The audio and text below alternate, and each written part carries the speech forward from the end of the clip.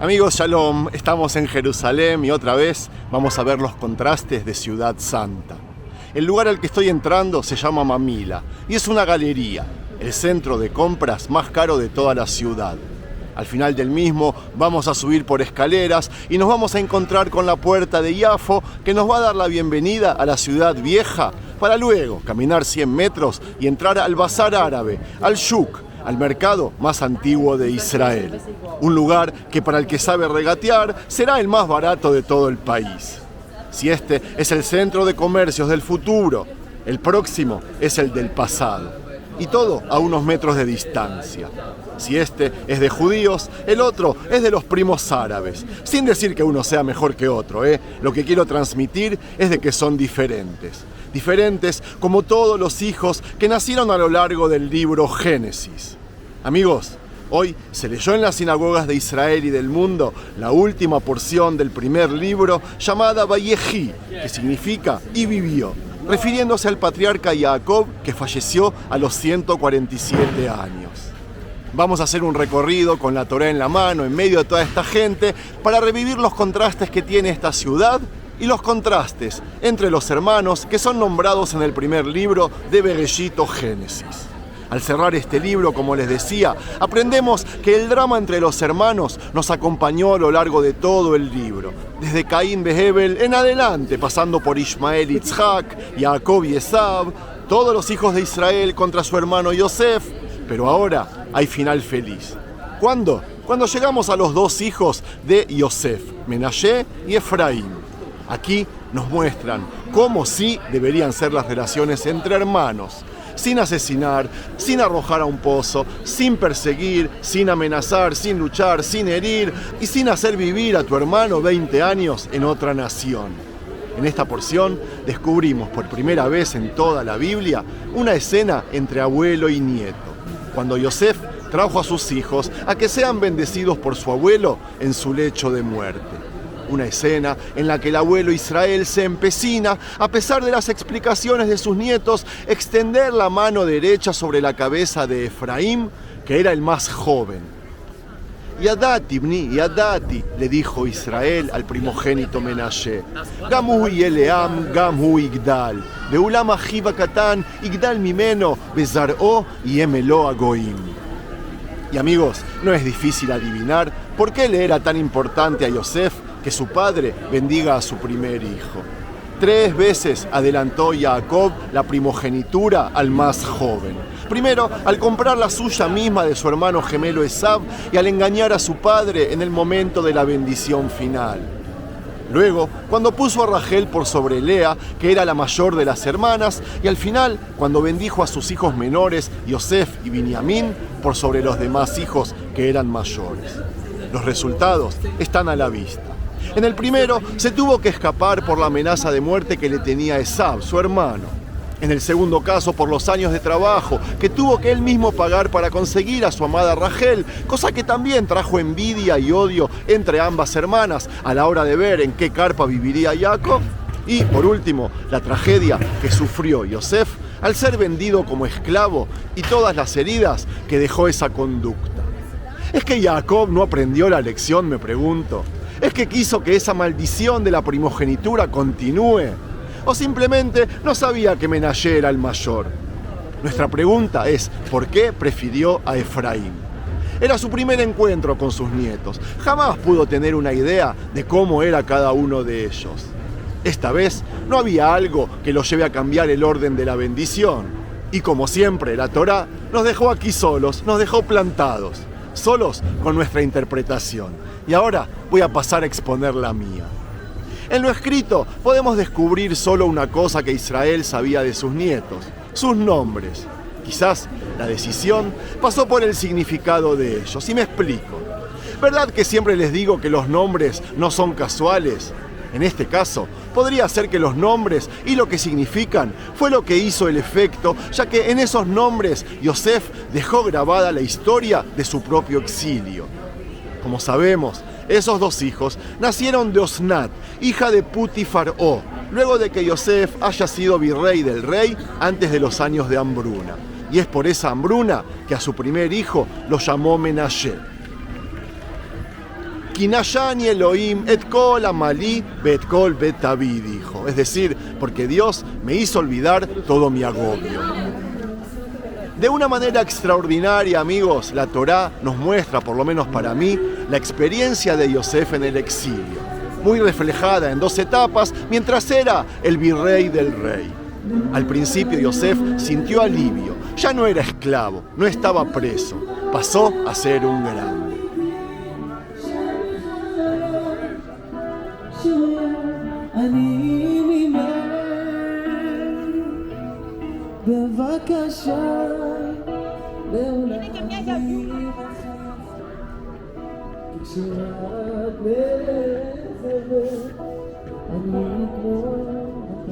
Pasó los años y las sensaciones de Yosef se fueron convirtiendo, es verdad. Pasó a ser un príncipe y realizó su sueño de joven. Pero el pueblo de Egipto no es su pueblo y la cultura egipta no es su cultura.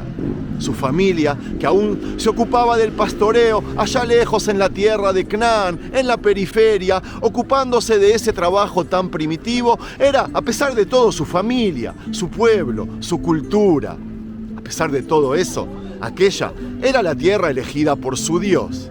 No los dioses del sol o de las aguas, o una muerte en un panteón, o Egipto era lo que le pertenecía a él. Su Dios fue quien había creado todos los cielos y todas las tierras, quien decidió instalarse del otro lado del mapa, dentro de los corazones de las personas, y no en la punta de una pirámide o un lujoso templo. Su Dios habla desde la humildad de las personas y no desde la gloria de un gran líder o de un edificio, por más impresionante que sea. Amigos, presten atención, no se me distraigan con las compras. Yosef sufrió un profundo cambio cuando su éxito material estaba en la cumbre, porque fue precisamente en ese momento cuando se dio cuenta de que no estaba en su casa, que estaba exiliado. Y eso yo lo puedo decir desde mi propia experiencia. Estoy seguro que a mí me está pasando lo que le pasó a Yosef cuando estaba lejos de la tierra que lo vio nacer. Se trata de un fenómeno que están viviendo en estos días mis propios hijos, que en sociología tiene un nombre, pero en realidad no lo recuerdo. Pero es una ley que dice que la segunda generación de inmigrantes quiere recordar, quiere conocer o quiere saber todo lo que sus padres le escondieron o no les contaron sobre su pasado. Aquellas cosas que los padres intentaron olvidar. Yo lo estoy viviendo en mi propia sangre y estoy seguro que Yosef lo vivió allá en Egipto, justamente cuando le iba bien. Yosef entonces pasó esa transformación antes de que le nazca su segundo hijo y por eso lo llamó Efraín. Ki ifrani Elohim be'eretz anai. Es decir, porque Dios me hizo fructificar en la tierra de mi aflicción. Ifrani, la raíz del nombre Efraín, viene de fructificar. Amigos, en el nacimiento de su primer hijo, Yosef intentó olvidar su pasado. ¿Quién realmente era? ¿De dónde había venido? ¿A quién pertenece? Pero ahora, con Efraín, Yosef quiere recordar. Lo mismo que me está pasando a mí en estos momentos, por serles sincero. Y amigos, es por eso que el abuelo Israel prefirió al segundo hijo, según mi opinión, sin darle importancia a la edad. Otra vez, le dio importancia a sus nombres, que era en realidad lo único que sabía de ellos.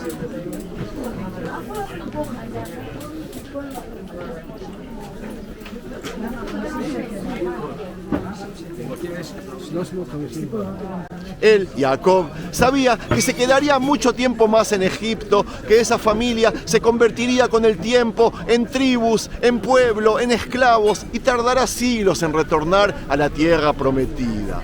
Se lo había revelado el mismo Dios cuando se le aparecía por las noches. Jacob además sabía que toda esa bendición era el comienzo de un recorrido interminable de generaciones que sufriría esclavitud y persecución, porque Dios también le había informado eso a su abuelo Abraham. Él le había dicho que eso le pasaría a su descendencia. Es decir, estaba frente a una etapa en la historia de su pueblo que la habían comenzado esas dos personas, esos dos nietos que nacieron y se criaron en el exilio, Menashe y Efraín. Israel, Jacob, quiso que nosotros aprendamos que siempre habrá un conflicto, Una tensión entre nuestro deseo de olvidar nuestro pasado y la ansiedad de recordarlo. Me estoy refiriendo a aquellos que nacimos en el exilio de Israel. Se trata de un miedo a asimilarnos a otra cultura o nación.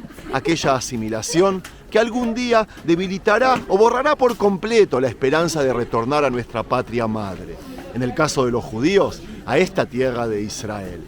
Un conflicto que cada judío en el exilio vive entre esa sensación y el reconocimiento que es un exilio, algo pasajero, como que nos damos cuenta que estamos siendo parte de una historia mucho más grande, que al final del camino nos está esperando nuestra patria, la tierra que Dios nos prometió y nos pidió cuidarla.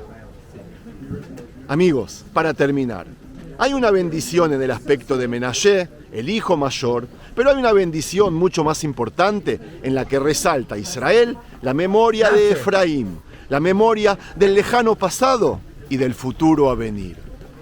Lindo, ¿verdad? Bueno, en realidad no sé si me resultó, pero ese contraste lo quise mostrar justamente aquí, en Jerusalén. Yo aquí viví mis primeros 10 años como inmigrante, aquí comencé a tener éxito, aquí comencé aquel cambio que vivió el mismo patriarca Yosef, y por medio de este paseo quise más que nada que vean el contraste entre lo viejo, antiguo, pasado, todas las connotaciones que nos vienen a la cabeza al recorrer este maravilloso y pintoresco mercado árabe. Igualito al bíblico, reconozcan. Un contraste con aquel que recorrimos al principio, con la modernidad y el lujo. Amigos, espero que el experimento me haya resultado.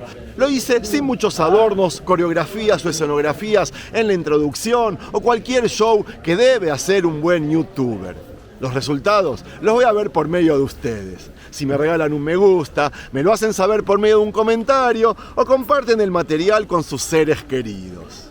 Amigos, y les quiero decir muchas gracias por ayudarme a levantar el canal que está en constante caída. Gracias a los que participan, a los pudientes que aportan dinero o regalos, o a los que aportan un simple me gusta que no es menos importante.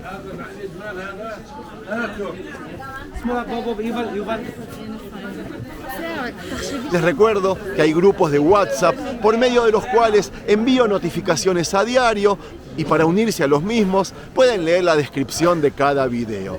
En fin, lo que les quiero pedir es de que no dejen que el proyecto siga cayendo. Será una lástima que desaparezca, ¿verdad? Por lo menos para mí y para todos los que tienen intenciones de seguir acercando gente a la Torá.